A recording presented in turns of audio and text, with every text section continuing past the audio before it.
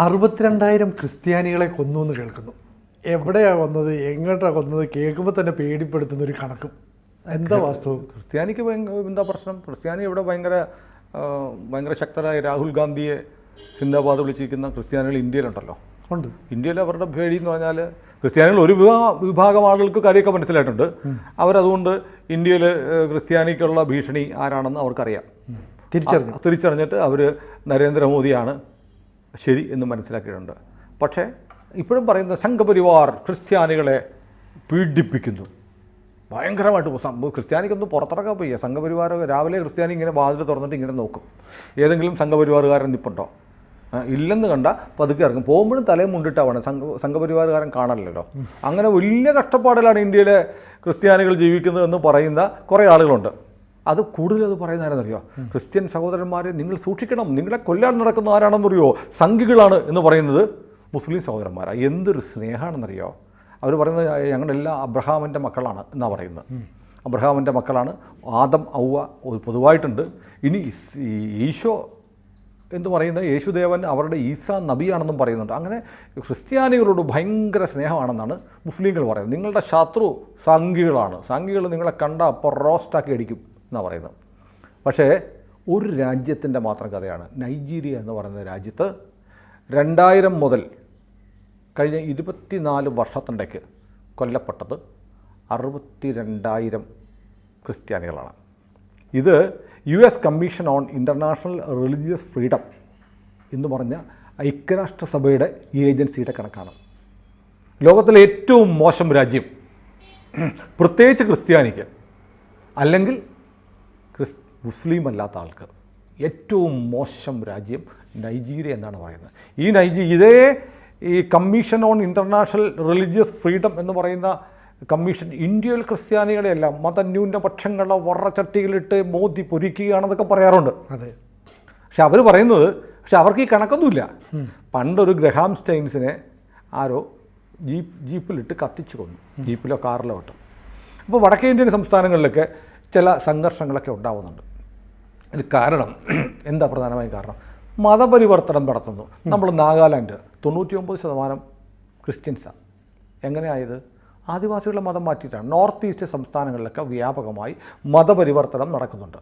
അപ്പോൾ ഹിന്ദുക്കൾ ഭൂരിപക്ഷമുള്ള സ്ഥലത്ത് മതപരിവർത്തനം നടത്തുമ്പോൾ പ്രാദേശികമായി ഹിന്ദുക്കൾക്ക് ബുദ്ധിമുട്ടുണ്ടാകും. ശ്രീനാരായണ ഗുരുദേവനുണ്ടല്ലോ, ജയന്തി 170-ാം ജയന്തി കഴിഞ്ഞുള്ളൂ.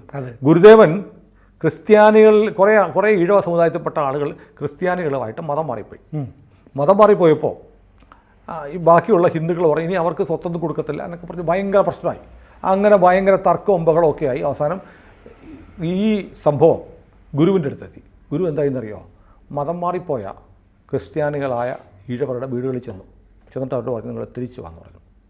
തിരിച്ചു വന്ന് അവരെ മതം മാറിപ്പോയവരെ ഘർ വാപ്പസി നടത്തിയ ആളാണ് ശ്രീനാരായണ ഗുരുദേവൻ. സ്വസമുദായത്തിൽ നിൽക്കുക. ഹിന്ദു മതത്തിൽ കുഴപ്പമുണ്ട്, ഹിന്ദു മതത്തിനുള്ളിൽ നിന്ന് പോരാടണം എന്ന് ഗുരു പറഞ്ഞിട്ടുണ്ട്. ചട്ടമ്പി സ്വാമികളുടെ ക്രിസ്തുമത ഛേദനം എന്നൊരു പുസ്തകം എഴുതിയിട്ടുണ്ട്. അതിനെ പ്രശംസിച്ച ആളാണ് ഗുരു, അതിനെ സ്വാഗതം ചെയ്ത ആളാണ് ഗുരു. കുമാരനാശാനെ സ്വാഗതം ചെയ്തിട്ടുണ്ട് എന്ന് ചരിത്രത്തിൽ പറയുന്നു. ഞാൻ വായിച്ചിട്ടുണ്ട്. കാരണം ആ കാലത്ത് നമ്മളില്ലാത്തതുകൊണ്ട് നമുക്കറിയില്ല. അപ്പോൾ ഇങ്ങനെയൊക്കെ സംഭവിച്ചിട്ടുണ്ട്. അപ്പോൾ അവനവൻ്റെ മതവുമായി സമാധാനപരമായി ജീവിക്കുന്നവരാണ് ഇവിടുത്തെ ഹിന്ദുക്കൾ, അല്ലേ? അവർ നിർബന്ധിച്ചാരെയും മതം മാറ്റാനൊന്നും പോകുന്നില്ല. അപ്പോൾ എന്നിട്ടും ചില സംഭവം അങ്ങനെയുള്ള ഹിന്ദുക്കളിലുള്ള ആളുകളെ സംഘടിതമായി മതം മാറ്റുമ്പോൾ ഗുരുദേവൻ പോലും തിരിച്ച് സ്വമതത്തിലേക്ക് കൊണ്ടുവന്നു, അല്ലെങ്കിൽ മത പരിവർത്തനത്തെ എതിർത്തു. ക്രിസ്തുമത ഛേദനം എഴുതിയത് ചട്ടമ്പി സ്വാമികളാണ്. ഇന്നത് എഴുതിയ ചട്ടമ്പി സ്വാമിക്കെതിരെ 153 ഇട്ട് കേസെടുക്കും.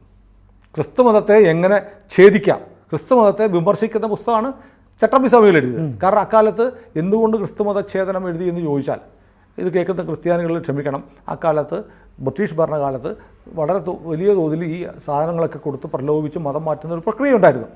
അവനവൻ്റെ വിശ്വാസം, അവനവൻ്റെ മതം, അത് നടക്കട്ടെ. മറ്റുള്ളവനെ പിടിച്ച് ഈ ദൈവം വല്ല രാഷ്ട്രീയ നേതാവാണോ?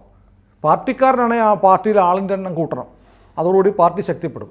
അങ്ങനെ ദൈവത്തിന് ഈ ആളിൻ്റെ എണ്ണം കൂട്ടിക്കൊടുക്കുന്ന പണി എന്തിനാണ് മതങ്ങൾ ചെയ്യുന്നത്? അങ്ങനെ ചില സംഭവങ്ങളൊക്കെ വടക്കേ ഇന്ത്യയിൽ ഉണ്ടാകുമ്പോൾ അവിടുത്തെ സ്വാഭാവികമായും ഗുരുവിന് പോലും തോന്നിയതുപോലെയുള്ള അസ്വസ്ഥത ആർക്കുണ്ടാവും? പ്രാദേശിക ഹിന്ദുക്കൾക്കുണ്ടാവും. അവരുമായി സംഘർഷമൊക്കെ ഉണ്ടായിട്ടുണ്ടാവാം. അത് കണക്കിലെടുത്ത് അങ്ങനെ ഒറ്റപ്പെട്ട സംഭവങ്ങൾ കണക്കിലെടുത്ത് ഇന്ത്യയിൽ മുഴുവൻ ഹിന്ദുക്കളും ക്രിസ്ത്യാനിക്കെതിരാണെന്ന് പറയുന്നതിൽ എന്ത് കാര്യമുള്ളത്? ഹിന്ദുക്കളും ക്രിസ്ത്യാനികളും തമ്മിൽ ഒരു സംഘർഷവുമില്ല, സമാധാനപരമായി സഹവർത്തിത്വത്തോടെ ജീവിക്കുകയാണ്. ഒരു പള്ളിയിലും ഹിന്ദു പിള്ളേർ വന്ന് പള്ളിയിലച്ഛൻ്റെ നെഞ്ചത്തോട്ട് കയറുന്നില്ല. ഒരു ഹിന്ദു വിദ്യാർത്ഥിയും വന്നിട്ട് പള്ളികളിൽ ഭഗവതി സേവ നടത്തണം, ഗണപതി ഹോമം നടത്തണം, അല്ലെങ്കിൽ വിദ്യാദേവതയായ സരസ്വതിയുടെ വിഗ്രഹം വേണമെന്ന് ആവശ്യപ്പെടുന്നില്ല. ആരാണ് ഈ നാട്ടിലെ ഹിന്ദുക്കളുടെ മെക്കിട്ട് കയറുന്നതെന്ന് ക്രിസ്ത്യാനി കുറേയൊക്കെ തിരിച്ചറിഞ്ഞു വരുന്നുണ്ട്. ബാക്കിയുള്ള മതേതര ക്രിസ്ത്യാനി വലിയ താമസമില്ലാതെ മനസ്സിലാക്കും. ഇവരൊക്കെ ക്രിസ്ത്യൻ സമുദായത്തിൽപ്പെട്ട ആളുകൾ മിക്കവാറും നല്ല വിദ്യാഭ്യാസമുള്ളവരാണ്. അവർ സിറിയ എന്നൊരു രാജ്യം കാണുന്നില്ല, ക്രിസ്ത്യൻ രാജ്യമായിരുന്നു. ലെബനോൻ ക്രിസ്ത്യൻ രാജ്യമായിരുന്നു. നിങ്ങളുടെ ജെറുസലേം ഇപ്പോൾ എവിടെയാണ്? തുർക്കി, കോൺസ്റ്റാന്റിനോപ്പിൾ അല്ലേ, പോപ്പുമായി ബന്ധപ്പെട്ട് പോപ്പിനെ വരെ വാഴിക്കുന്ന തരത്തിലുള്ള, അങ്ങനെയാണെന്ന് തോന്നുന്നു, പോപ്പിന് സമാനമായ ഒരുപാട് അധികാരങ്ങൾ കോൺസ്റ്റാന്റിനോപ്പിളിലെ രാജാവിനുണ്ടായിരുന്നു. ആ കോൺസ്റ്റാന്റിനോപ്പിളിൻ്റെ ഇപ്പോഴത്തെ പേര് ഇസ്താംബൂൾ എന്നാണ്. തുർക്കി ഇപ്പോൾ ഏത് രാജ്യമാണ്? ലെബനൻ, ലിബിയ എന്താണ്? എവിടെ പോയി ഈ ലോകത്തിലെ പ്രധാനപ്പെട്ട ക്രിസ്ത്യൻ രാജ്യങ്ങൾ? എവിടെ പോയി? ഹാഗിയ സോഫിയക്ക് എന്ത് പറ്റി? പെട്ടെന്ന് പള്ളി മാറി. ഇതൊക്കെ ചരിത്രമല്ല, നമ്മുടെ കൺമുന്നിൽ കാണുന്ന കാര്യങ്ങളാണ്. ഇതൊക്കെ കാണാതെ ഇപ്പോഴും ക്രിസ്ത്യാനികളിലെ ഒരു നല്ല വിഭാഗം കഴിയുന്നുണ്ട്. അവരുടെ കാലിൻ്റെ ചുവട്ടിലെ മണ്ണൊലിച്ച് പോയിക്കൊണ്ടിരിക്കുക.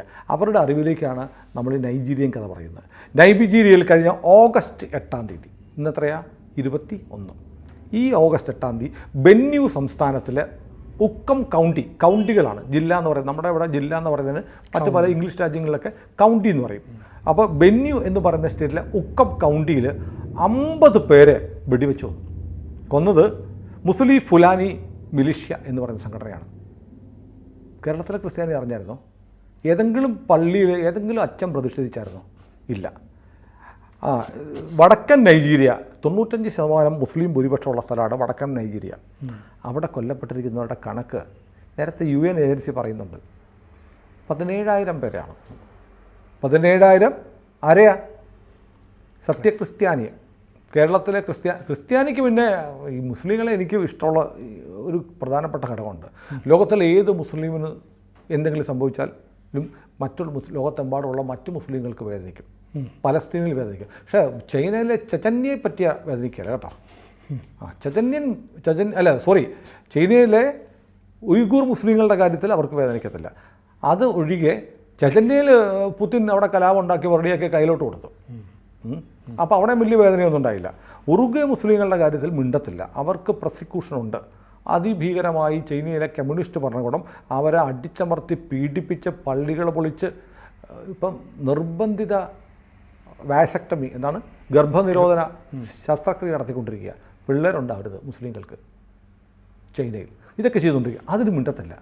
വടക്കേ ഇന്ത്യയിൽ പോകുന്ന വഴിക്ക് ഒരു ഹിന്ദുവിൻ്റെ പട്ടി ക്രിസ്ത്യൻ പാതിരി പോയപ്പോൾ അയാളെ നോക്കി കുരച്ചു. അത് വാർത്തയാണ്. ഈ പെന്തക്കോസ്തുകാർ പോയാണ് പലതും പ്രശ്നം ഉണ്ടാകുന്നത്. എനിക്ക് പറയാൻ ഒരു മടിയില്ല. വടക്കേ ഇന്ത്യൻ സംസ്ഥാനങ്ങളിൽ പ്രധാനമായും പ്രശ്നങ്ങൾ ഉണ്ടാകുന്നത് ഇവാഞ്ചലിസ്റ്റുകളുമായിട്ടാണ്. ഇപ്പോൾ നമ്മൾ തമിഴ്നാട്ടിൽ പോലും നോക്കിയാൽ തമിഴ്നാട്ടിൽ ഇങ്ങനെ വലിയ ഇവാഞ്ചലിസ്റ്റുകൾ വലിയ തോതിൽ ആളുകളെ, ഹിന്ദുക്കളെയും ഒക്കെ മതം മാറ്റിക്കൊണ്ടിരിക്കുക വലിയ തോതിൽ. ക്രിസ്ത്യാനിക്ക് തന്നെ കത്തോലിക്ക സഭകൾക്കും മറ്റ് ക്രിസ്ത്യൻ സഭകൾക്ക് പോലും ഇവാഞ്ചലിസ്റ്റുകളുടെ മതപരിവർത്തന ശ്രമങ്ങൾ ഭീഷണിയാവുന്നുണ്ടെന്നുള്ള സത്യമാണ്. എൻ്റെ ക്രിസ്ത്യൻ സുഹൃത്തുക്കൾ പറയുന്നുണ്ട്. അപ്പോൾ ക്രിസ്ത്യാനിക്ക് പോലും സഹിക്കാൻ പറ്റുന്നില്ല ഇവാഞ്ചലിസ്റ്റുകളെ. അപ്പോൾ പിന്നെ വടക്കേ ഇന്ത്യയിലെ ഇത്രയൊന്നും വിവരവും ഒന്നും ഇല്ലാത്ത പെട്ടെന്ന് വികാര വിക്ഷോഭം വരുന്ന ഹിന്ദുക്കൾക്ക് ചിലപ്പോൾ ചില ദേഷ്യമൊക്കെ വരാം. അത് സ്വഭാവം. അതിൻ്റെ പേരിൽ ഹിന്ദുക്കൾ മുഴുവൻ ക്രിസ്ത്യാനിക്കെതിരാണെന്ന് പറയരുത് എന്നാണ് എനിക്ക് പറയാനുള്ളത്. ഇനി 2018 Islamic state west Africa province ISWAP എന്ന് പറയും. അവരാണ് 110 സ്കൂൾ പിള്ളേരെ അങ്ങ് പിടിച്ചുകൊണ്ടുപോയി. 110 സ്കൂൾ പിള്ളേരെ പിടിച്ചുകൊണ്ടുപോയി. ഓർക്കുന്നില്ലേ? ബൊക്കോ ഹറാമൊക്കെ ഇതുവരെ തിരിച്ചു വന്നിട്ടില്ല. അതിൽ ഭൂരിപക്ഷവും ആരാന്നറിയോ? ക്രിസ്ത്യൻ പിള്ളേരാണേ, ക്രിസ്ത്യാനി പിള്ളേരാ. ക്രിസ്ത്യൻ സ്കൂളിൽ നിന്നാണ് പിടിച്ചുകൊണ്ട് പോയത്. ഇവിടെ ആരെങ്കിലും പ്രതിഷേധിച്ചോ? ഇല്ല. ഇനി 2022 ജൂണിൽ ഓവോ ഇടവകയിൽ സെൻറ്റ് ഫ്രാൻസിസ് സേവിയർ പള്ളിയിലോട്ട് തീവ്രവാദികൾ അങ്ങോട്ട് കയറി വന്നു. ഏത് തീവ്രവാദികൾ? മുസ്ലിം തീവ്രവാദികൾ, ഇസ്ലാമിക തീവ്രവാദികൾ കയറി വന്നിട്ട് 2022 ജൂണിൽ, ഞാൻ പറയുന്നു, ഓവോ ഇടവക ഗൂഗിളിൽ സെർച്ച് ചെയ്ത് നോക്ക്, സെൻറ്റ് ഫ്രാൻസിസ് സേവിയർ പള്ളി. കയറി വന്നിട്ട് രാവിലെ കുർബാനയ്ക്കിരുന്ന് 50 പേരെ ടക എന്ന് വെടിവെച്ചങ്ങ് കൊന്നു.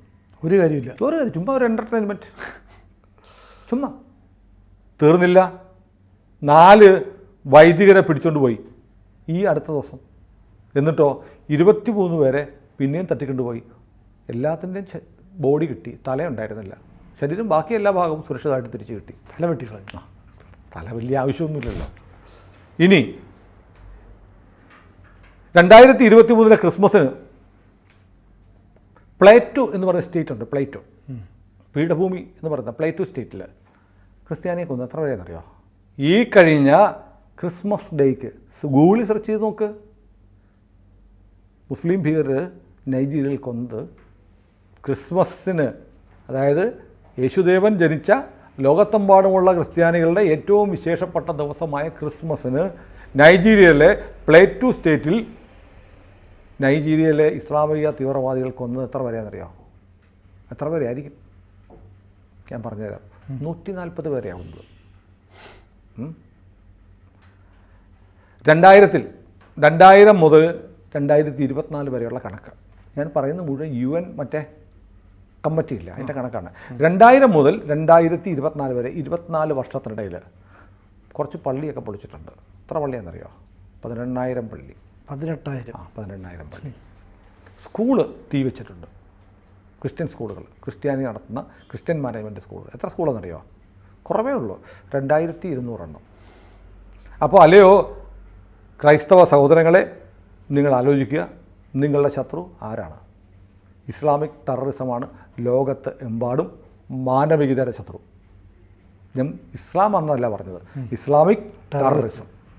ഇസ്ലാമിക് ടെററിസത്തിനെതിരെ പക്ഷേ ലോകത്തെ, ഇന്ത്യയിലെ, കേരളത്തിലെ സമാധാനപ്രിയർ എന്ന് പറയപ്പെടുന്ന മുസ്ലിങ്ങൾ ശബ്ദിക്കുന്നില്ല. അതാണ് സങ്കടം. അവരുടെ നിശബ്ദത ഈ ഭീകരവാദികൾക്ക് വളമാണ്, വഴികാട്ടിയാണ്, കരുത്തുമാണ്. എന്നുവെച്ചാൽ 24 വർഷം കൊണ്ട് 60,000-ഓളം പേരെ കൊന്നു തള്ളാനും മാത്രമുള്ള ക്രൂരതയാണ് അവർ കാണിക്കുന്നത്. ഇപ്പോൾ വലിയ ക്രൂരത ഒന്നും, ഒരു തോക്കെടുത്ത് ടക്കേന്ന് വെച്ചാൽ മതി. എന്ത് ക്രൂരത! പണ്ട് നമ്മൾ ഇത് ഷൂട്ട് ചെയ്യുന്നതിന് മുമ്പ് നമ്മുടെ ജിൻസൺ ചോദിച്ചല്ലേ, പണ്ടൊക്കെ ആളുകളുടെ കഴുത്തറത്ത് കൊല്ലുമാരത്. അതൊക്കെ മെനക്കെടല്ലേ, ദേഹത്തൊക്കെ ചോരയൊക്കെ പറ്റും. ഇത് വേണ്ട, അത് പിന്നെ ഹലാലാണ്. അത് കഴുത്തറക്കുന്നതിന് മുമ്പ് മറ്റേ ബിസ്മിയൊക്കെ ചൊല്ലണം. ഇതൊന്നും വേണ്ടല്ലോ, ഒറ്റ വെടി കൊടുത്താൽ പോരെ. അപ്പോൾ 62,000 പേരെ നൈജീരിയ മാത്രം കൊന്നിട്ടുണ്ട്. അതിൻ്റെ കണക്കാണ് അൺഡിസ്പ്യൂട്ടഡ് ഡോക്യുമെൻറ്റ്സ് വെച്ചിട്ട് പറയുക. അപ്പോൾ ആരാണ് ശത്രുത? മാനവികതയുടെ ശത്രുത ടെററിസമാണ്. നിർഭാഗ്യവശാൽ ലോകത്തിലെ ഏറ്റവും വലിയ ടെററിസം എന്ന് പറയുന്ന ഇസ്ലാമിക് ടെററിസമാണ്. ആ ടെററിസത്തിനെതിരെ ലോകത്തിലെ സമാധാനപ്രിയരായ, സമാധാനത്തിൻ്റെ മതമാണ് ഇസ്ലാം എന്ന് പറയുന്ന മഹാഭൂരിപക്ഷം മുസ്ലിം സഹോദരങ്ങളും ശബ്ദമുയർത്തേണ്ട സമയം അതിക്രമിച്ചിരിക്കുന്നു. പക്ഷേ അവർ ശബ്ദമുയർത്തുന്നതായി കേൾക്കുന്നില്ല. അതാണ് എൻ്റെ സങ്കടം. കൂടുതൽ വാർത്തകളും വിശേഷങ്ങളും നിങ്ങളിലേക്ക് എത്താൻ ABC മലയാളം സബ്സ്ക്രൈബ് ചെയ്യുക, ബെൽ ബട്ടണും അമർത്തുക.